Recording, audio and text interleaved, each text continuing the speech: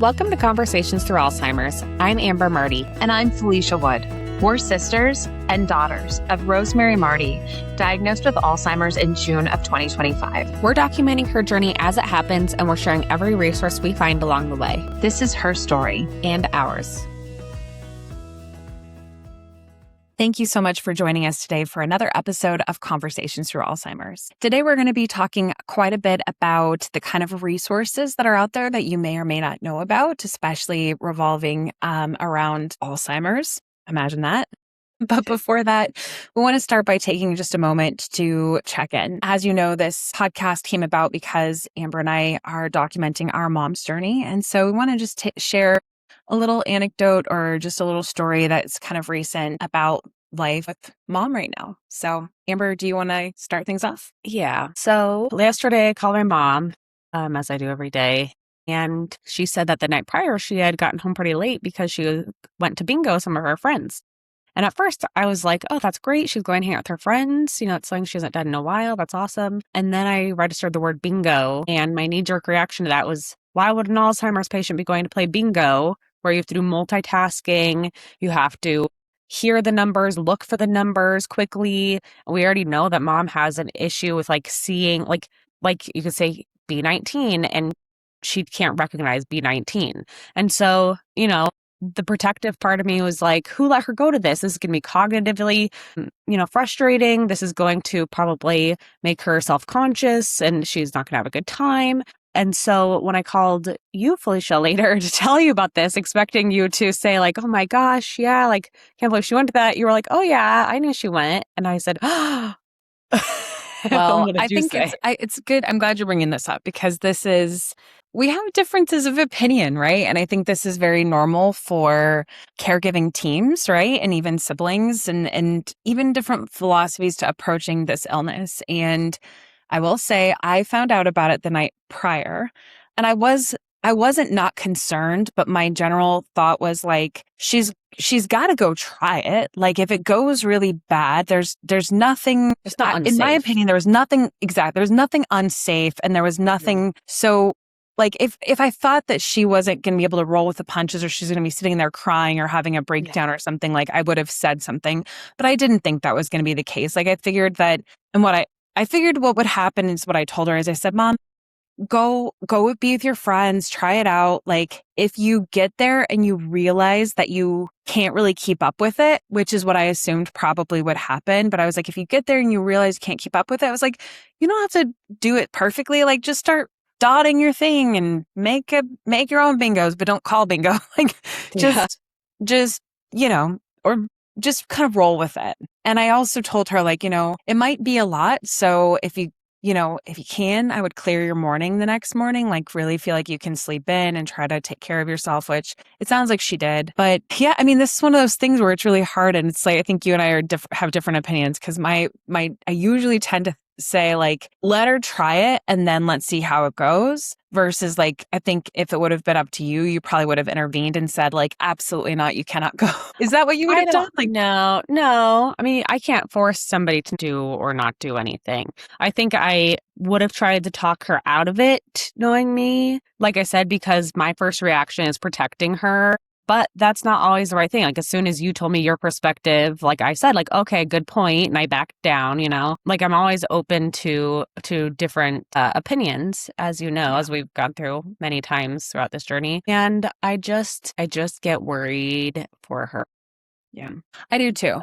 I mean, I think we share that in common, right? It's I think for me, the scary part is it's so amazing that we know people and my mom's friends that want to still do things with her. I think the part that's harder is trying to catch people in her circle up with where she's at in her disease, right? Because I'm trying to think of a different example. People will say I'm gonna go take her gambling, or I want to go do XYZ, things that they've done with her in the past.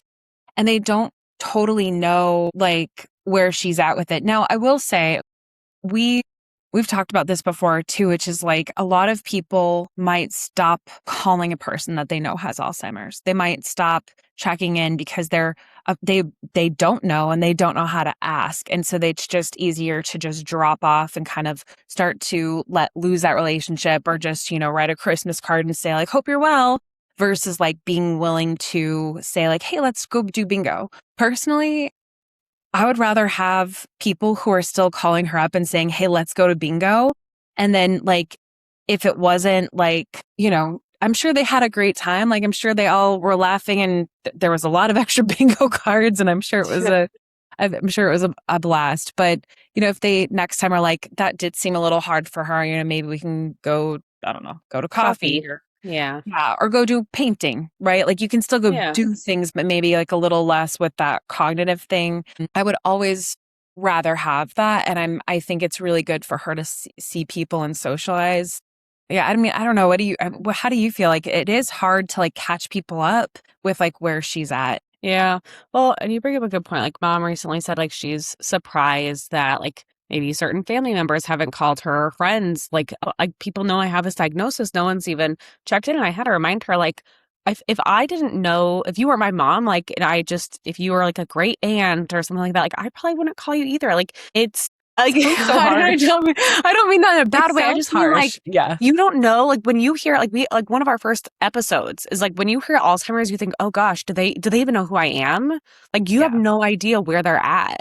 And like, you can hear like, sure, they're like, and there's so much misconception around Alzheimer's, or you hear early stage versus early onset. Like you don't know like the difference. And so people are just like, I haven't talked to her in like, a couple of years. Like, I don't know where she's at. Like, I don't want to reach out. And so I told her like, not take it personally. And I encouraged her to like, I was like, do you want me to reach out to that person? Like, I'm sure they'd love to get together with you.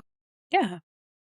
Like, I don't think it's a personal thing or anything like that, but I would encourage, if you are listening to this podcast and you're like, oh, well, I know somebody who recently got diagnosed with Alzheimer's and I don't know how to navigate this, like reach out to them. Like they still want to hear from everybody. And yeah. And I feel like you can ask them too, like, yeah, if you don't know, like you want to spend some time with them, but you don't know, like, I mean, I guess, again, we can really only speak for our mom's situation, but like, if you are able to connect with somebody else outside of that person, like if you want to ask the husband or ask the kids, like, hey, do you think XYZ would be good? Or where do you think she's at? Like, don't be afraid to check in and just ask that question. Like, I mean, maybe not everyone would feel that way, but I feel like more people than not would be open to sharing the update in a more factual way. Like sometimes I think when people say like, how is your mom? Like your response isn't to be like, oh, well, she's having a really hard time doing X, Y, and Z. Like that's not the normal answer, right? It's just like, oh, she's doing good. Like you think about it as a higher level. It's harder to get down to some of those more detailed symptoms. And I think it's also interesting because like one of the things that you just reminded me of is something that you told me when you were recently out there, which was when you went to see her and you said, like, if I didn't know that like mom had Alzheimer's, like some days, like I wouldn't even realize that she had it.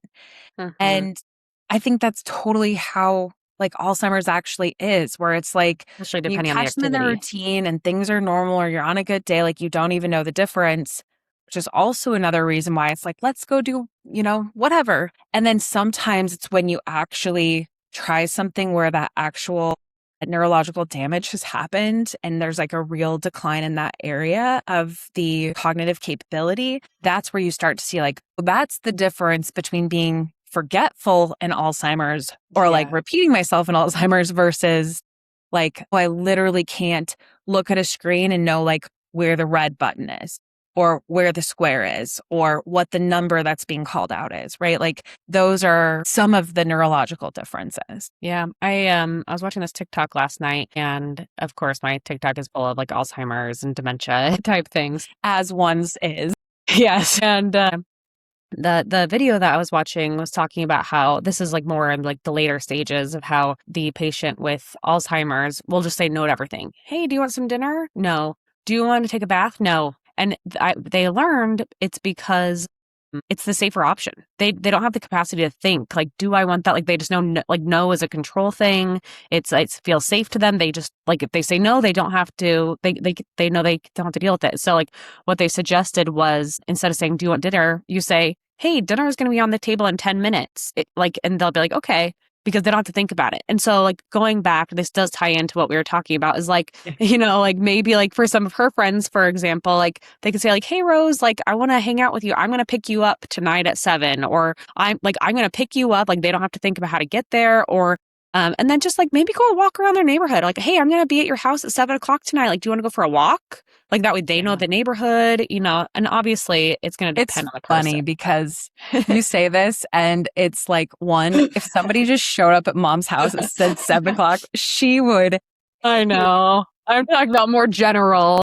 Like if you could say like, hey, do you want to get together Tuesday at 4 or whatever? Like it doesn't have to be tonight. You're saying 7. just like take away less of the variables. Yeah, for sure. Yeah. But also I will say that the friends that did take her going bingo, like they've been like very good about like not letting her say no and take no for an answer. And I think to your point, that works. Like that creates connection and that allows that person to feel like they can go. But anyway, I cut you off. Keep going. No, that was basically it. And like the only other thing I'll say on this topic is like if you are, if you're like, I don't know if my, friend who got diagnosed with Alzheimer's can go to bingo, but like I'm gonna invite her anyway and I'll be there right to help her if she does need help, and that's fine. I would just say like definitely like make sure like you're watching. Like, we have a close family friend that like likes to take her gambling, and I even went gambling with her when I was in Denver, but it was more of like I'm gonna watch you. I'm more interested in watching you for a couple of minutes. Ooh, now like why don't you watch me, instead of like take turns. Like she even said like she doesn't know what to click anymore. She's like can you help me click, like which one do I click, because like she does it herself. She ends up betting like $5 when we're playing the penny machines, and she doesn't want to go through all her money that quickly. So not to say you can't do these things. Like my mom still loves going gambling. She might still love going to bingo at a different time of day, but she just needs help. Maybe we could do a bingo at the house for mom, where it's like you don't have a bunch of people there, but you can just be like, okay, B19. And then like you and her can go together and like be like, okay, let's find it together, and then we won't move on until the next until you find it. You bring up a really good point, because nobody wants to feel like they can't still do things that they used to do or that they enjoyed doing. And sometimes like you can still do those things. You just need a little bit more help. And so, I'm glad that she did go to bingo. I think it was a learning lesson. I don't know if she'll go again. I think at least she won't go at night again, probably, because that was a little bit late for her. But overall, I think it's good for her to get out and keep doing different things until we start to see that like really not be a good thing. But she seemed in good spirits yesterday. She didn't seem like out of it. So I think it was good. And just to tie off the bingo thing, I will say that when I asked her about how bingo went, she did say that it was very fast paced, and she did say that she had a hard time. Like she goes, I would hear the number, but like when I looked down, like I couldn't see that number. And so it seems like she still had fun and all of that, but I think it seemed like it was harder for her, but she didn't seem discouraged by it. So that's what's important. Is a good thing. I think all of that is said. That's a good introduction into the main topic for today. So what we wanted to do was be able to really have a focused episode on, like, let's say you just found out that your loved one has Alzheimer's, or you're early into this process and you still feel like, what does one even do to get support? We've talked a lot about the Alzheimer's Association, and we're going to keep talking about them today. We'll definitely talk about them, but we wanted to take a higher look at what are the different resources. How can you take care of yourself? How can you even use some of those resources to take care of your loved one? And there's a lot more out there than you might think, because at least for us, when we started, like, we didn't know where to start. Like, that's a big reason that led us to wanting to do this podcast, because we didn't know who you can call for support, what kind of services are out there, where do you even begin?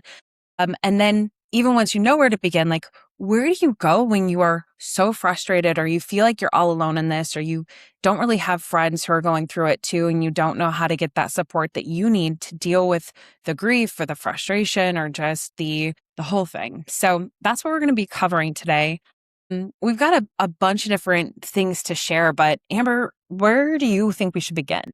I think we should begin, just as you just stated, with the Alzheimer's Association. They're a free resource, which, everyone loves. And It has been like, it is something that I didn't discover until probably a couple months into our journey that I wish I discovered sooner. They not only have a 1-800 number that's free that you can call and literally ask anything. You could say like, Alzheimer's patient is experiencing this, like, what should I do? And like, they can give you real-time support. Or like, I've mentioned this in the past, like I've called them multiple times to be like, I want to look into like an elder law attorney for my mom. Like, can you find me resources in the Denver area? And they'll email you a list of resources that they vetted and that they have, approved, which is really nice, because when you just Google it, there's tons and tons of options out there. It's overwhelming and you don't know who to trust and who actually specializes in dementia. And so it's nice to have like a vetted list of things. And even as me and Felicia were preparing for this episode, you sent me a list of resources that we were just coming across while preparing for this. And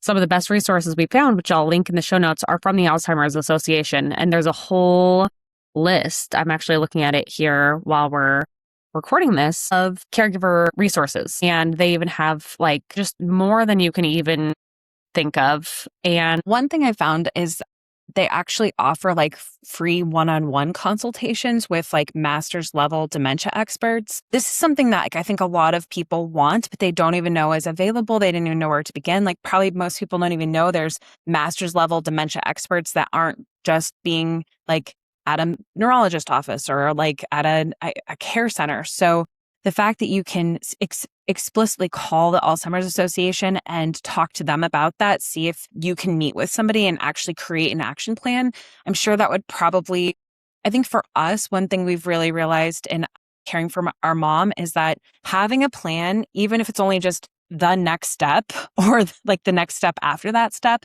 it does relieve a lot of stress. And so I think going, and if that is something you want to try as well, it could be really good for you. Yeah. And one thing on the Alzheimer's Association, that this is where I found the caregiver support groups. And I have gone to 2 different types of support groups that I found on there. One was just a general one. I think it was actually just a dementia support group, not specific to Alzheimer's. There's been, every time I've gone, I've probably gone about, I don't know, 3 times in the last 8 months, just because it's been busy. And a lot of people are talking about like their husband who has frontal tempora dementia or a different type of dementia. And so it's more dementia in general. But like I've gained so much knowledge from going to those. One of the biggest things, Felicia, that we've talked about is, I'll just like dive into the story, is like this guy was talking about how, alone he feels, like he has no family to help him, no friends. And so what he started doing, he does go to a church. And, everyone at the church would say like, oh, how are you doing?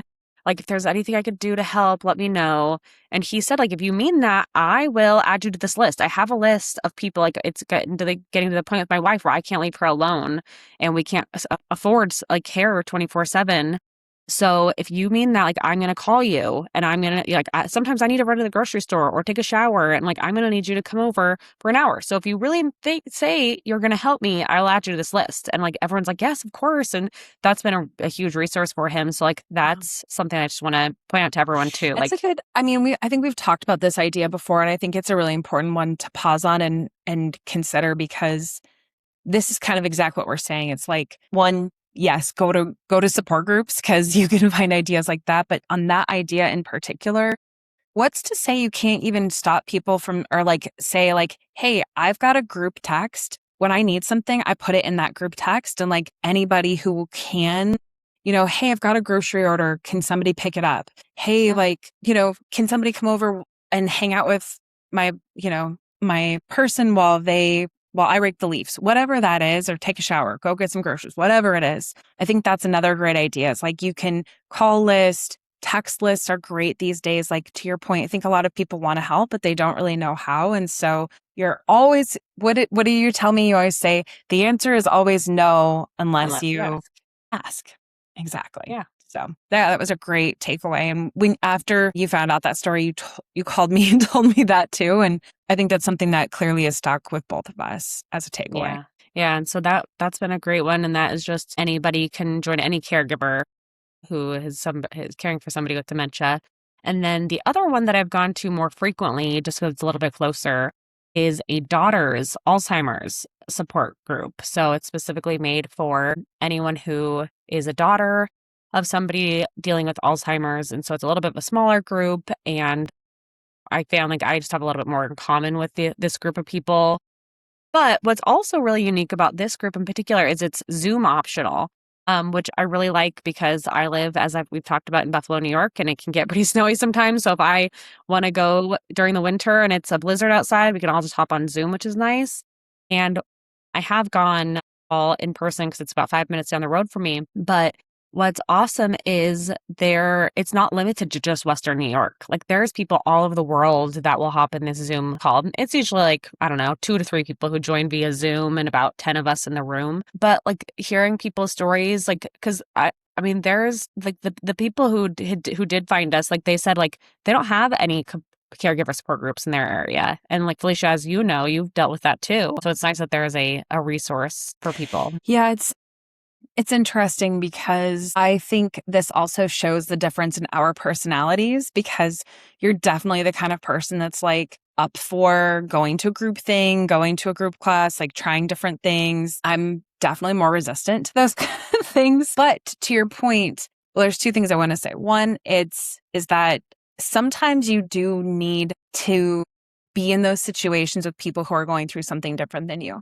Not even like if you have something you need to say or get off your chest, but just to sometimes be maybe appreciative of like where you're at compared to somebody else, or maybe to make you feel like you're just not alone. You know, there's all, I mean, I'm sure that everybody who's listening to this hasn't maybe an element of that. They're like, I'm going through this and I feel a little less alone. Like we've started to receive some fan mail that has started to share that back with us, which we'll get to that later, but it matters, right? It matters not feeling alone. But the second thing I was going to say is you make a really good point that there is a difference between being a child of somebody with Alzheimer's versus like the spouse of somebody with Alzheimer's. And I think one of the things when we first got this diagnosis and we had been talking to our dad, like we very much encouraged him to go to a support group. We're like, you should really go to a support group. And he has other social groups that he's a part of, right? Like he feels like his cup is full in that way. We're like, no, like, Dad, this is different. You need to go to an Alzheimer's support group. And I think that's really important, and also something to consider if you've looked into something, like maybe you've gone to a support group yourself and maybe it didn't feel great and you were like, I don't like that. I don't want to do that. Well, maybe the reason it felt bad is because you were the only child there. You were the only child there and you were triggered because you're hearing people that sound like your parents, right? And so like that can be like, you have to really be willing to, I think, experiment with like different groups and different times and even like different stages of what you're going through. Like it might not be a good time to go to a support group now, but it might become a really important resource for a different part of your journey. So I think it's worth keeping in your back pocket no matter what, and trying, like you said, like different niches of groups and communities, because it does help you kind of get to the root of what you're feeling and feel like support, like you have support. Yeah. One thing I do just want to point out though is, and I think you can attest to this, is it does get tricky with life because, like, you know, the Alzheimer's support group is, you know, second Tuesday of every month at 6:00. If you have something going on that night, it's like, that's busy. Or if you have a toddler that you have to give a bath time to every, like, you know, like, or, you know, life gets in the way. And so like caregiver support groups are a wonderful resource, but like the part of this episode is like pointing out other resources out there if you are not able to do those things. And so like there's so many like Reddit boards and Facebook groups and podcasts. I mean, we're not the only Alzheimer's podcast out there. Like the whole point of the support groups is to like know that you're not alone, because this disease as a caregiver can feel like, am I the only one dealing with this? Like, if you don't have anyone else who is dealing with it, it's hard. Yeah.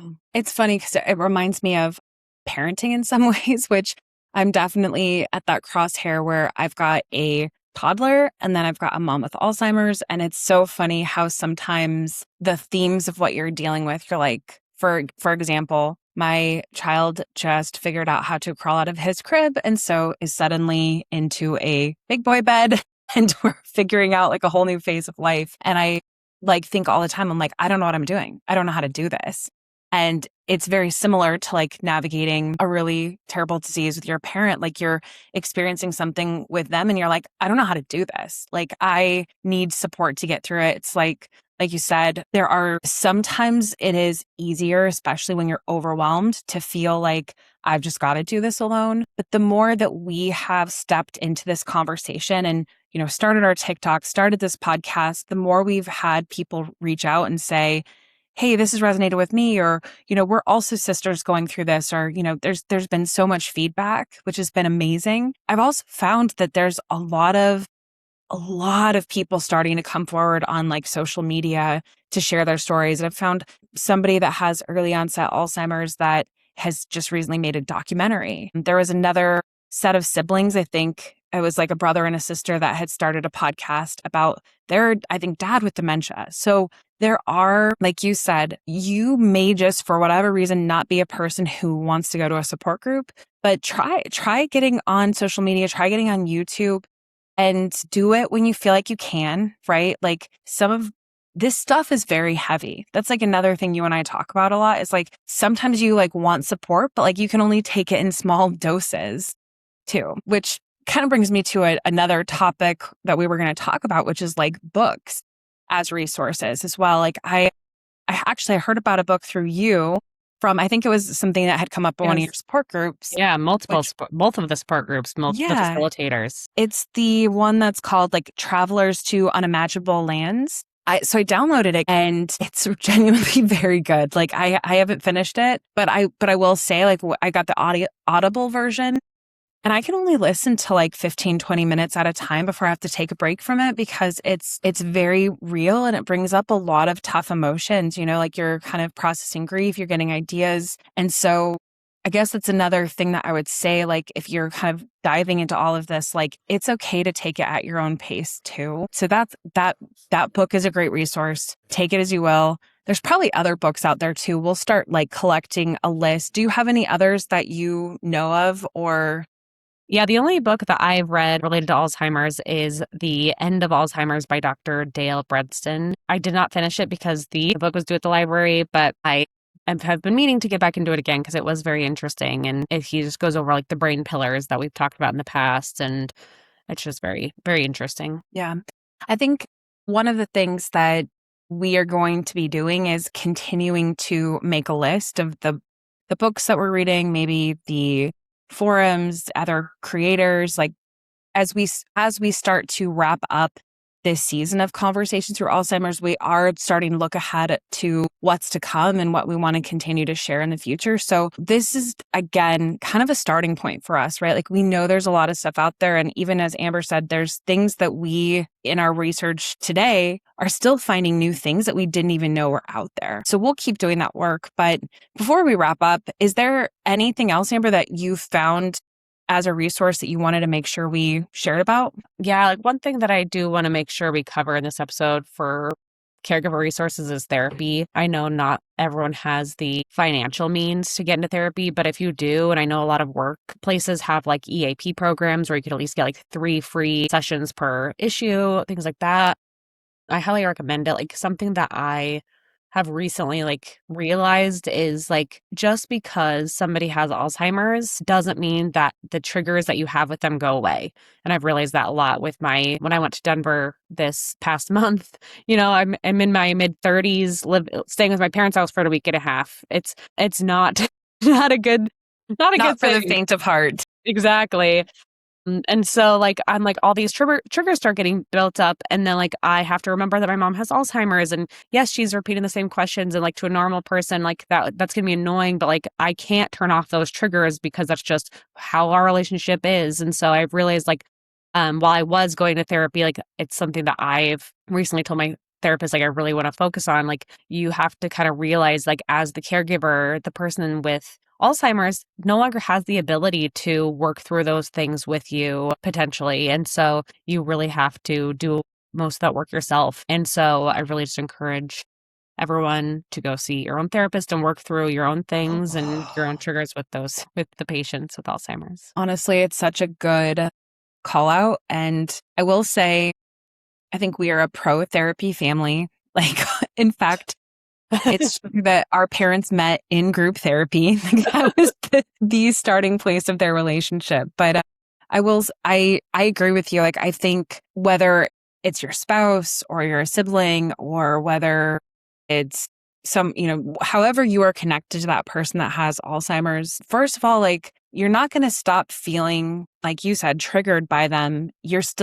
The normal dynamic of your relationship is still going to come up for you. And actually, this is something that this section of the book I read from Travelers to Unimaginable Lands talks about, is like, you're still like the child, right? And they even brought up in the book, there was an example of an older man who was suffering with pretty significant dementia. And, they had their back and forth dynamic. They would argue a ton. And then eventually they found like this one habit that they could do together where like it would be so relaxing for the dad. And it was basically like the son would like shave his face because he couldn't do it anymore. And so this was always such like a great experience for the dad. Like he would always feel like this is so great. And he would say something like, like, you should think about doing this for a living. And he would often say that, well, this one time of doing that, he made a comment of like, you should do this for a living, and made it like a down put, like, because you don't have any money, like you're like always struggling for work, because he was remembering a time when that son was like in his 20s and didn't have, a job lined up or didn't have whatever. Honestly, read the book. She says it a lot better than I do. But that's just to say, like, that's a real example. Like, we're not quite to that stage where like our mom is imagining us in different areas of our life. But to your point, that might be in the future for us. And we've talked about this a lot. We know it's only going to get harder from this point forward. And so the more we can do now to work through the things that cause us dysregulation are going to make us better for our mom. And honestly, like, I'd even add, like, the more like you work on your stuff, like, the easier it's going to be for us to work together to help support mom too. And same thing for me, like me going to do my own work in therapy helps me to be a better like sister to you in this process, because there's a lot to navigate. Is there any other resources that you would like to bring? I think the only thing is I would mention that if you can look into every state, and a lot of counties have their own resources as well. So we haven't actually used any of these resources yet, but I've heard that Area Agency on Aging, so it's another kind of AAA, not to be confused with AAA, but Area Agency on Aging. But the research that I found said that every U.S. county has one, and it's a gateway to like respite care, adult day programs, Medicaid waiver programs, or even in-home aid subsidies that most people don't even know exist. So that might be a place to look. Another thing is like geriatric care managers, or even like memory disorder clinics. There's a lot of very talented and specialized places that can help provide like cognitive and behavioral workups, or even like assessments for your loved one. And that can come in handy as well, like either to help create that action plan or to help just support you with tactical things to do based on like where they actually are in their progression. That actually reminds me of something I found on TikTok. There's this, I think it's called like the FAST scale. And it actually is like a scale for like being able to measure cognitive decline and like the different stages of, is it different stages of dementia, or like, I guess, progression with dementia? Decline, exactly. Mm-hmm. And so she had said, like, I can't tell you like how many times I've been to a neurologist's office and have never seen this, but I found somebody on TikTok who was showing this and sharing this. And she's like, what it made me realize when I went through all these things is like, I thought my mom was actually less far along than she actually is. And so I think this, going back to tying this to like other people who work and specialize in dementia care, there's a lot more that is out there versus like what you're going to just get in a 20-30 minute neurologist appointment. So reach out to some of those places. I mean, you don't have to know what you're going to get. You can call them up and say, hey, I'm in this situation. Is there anything that you would recommend? And they can see if there's anything to help you out. One other resource I wanted to point out was I found recently in doing all this research, there's actually and I can't tell you the exact one because it's going to differ by state and by city, but there's a lot of places that have specific driving tests for people with dementia to make sure they're still able to drive. So if you are dealing with somebody who is still driving and you want to see if they are still safe to drive, and suitable. Like they have, it's not just like you don't just go to like the DMV and say like, I'd like to take my driving test again. It's like actually it's not just driving. Like they actually do memory tests there. They do other things that make sure they are still cognitively at a stage where they can drive. And I know in a lot of the Alzheimer's caregiver support groups, this has been a huge topic for a lot of people because most people with Alzheimer's are like, think they're fine. And they refuse to give up their keys. They refuse to give up their independence. And, we're not there yet with our mom yet. So, but it's great to know it is a resource. And I just wanted to make sure to point that out. Yeah, it's really interesting because, we've talked a lot over the course of this season about like catching this early and like the benefits of catching it early and like also the bad parts of catching it early, right? Like it's very painful to go through those conversations with mom where she's so aware of the fact that she's losing her memory or starting to decline. And like that comes with its own really terrible pieces. But I do wonder if when it comes to things like that, like actually getting the assessments and accepting help and things, if actually understanding what's happening early might help that. Like I have nothing scientific to back that, but I feel like it's different because we were worried about that with mom. Like when the time comes, we have to take her keys away. Is that going to be a big fight? But to your point, it seems like she's actually just naturally just wanting to have dad take her places more. And obviously, I think that's a good thing. So I don't know. This whole thing is quite an adventure, you could say. Yes. Well, I think that does it for us today. I mean, I know one of the things that we do want to just echo over and over again is like, thank you. Thank you for downloading our episodes. Thank you for engaging with our work. Thank you for listening to us. And thank you to those who have already sent in messages on TikTok and even through our like fan mail. It means a lot to us, honestly. Like there's been multiple times where we've had a piece of fan mail pop in and it has literally, like for me, I'll just speak for myself, like it has changed the day for me. It has made me feel like as hard as it can be to sometimes like sit down or like to come here and like be vulnerable, sharing this really challenging part of life, like it makes it feel so worth it to know there's other people out there that are like truly appreciating what we're sharing and feel less alone and feel like it's making a difference for them. Thank you for everyone who's done that. Yeah, I would like to echo that as well. And if anyone out there who hasn't reached out to us would like to, there's lots of ways to do so. Like you are of course welcome to say like, oh, we love your podcast. We love reading that. But like, even if you're like, hey, I'm dealing with this. I'd love to hear your guys' experience on XYZ, or like, hey, here's a future episode. Like I'm navigating this and I'd really love, I think everyone would benefit from hearing this topic. Like we are, recording the last handful of episodes for season 1, and we are road mapping season 2 now. So it's a great time to send in any suggestions you have as well. A few ways you can reach us in the show notes. If you're listening on any podcast platform, there's a little link that says fan mail that will send us an email. So we always get those. Or if you just want to email us directly, our email is conversationsthroughsalzheimers@gmail.com.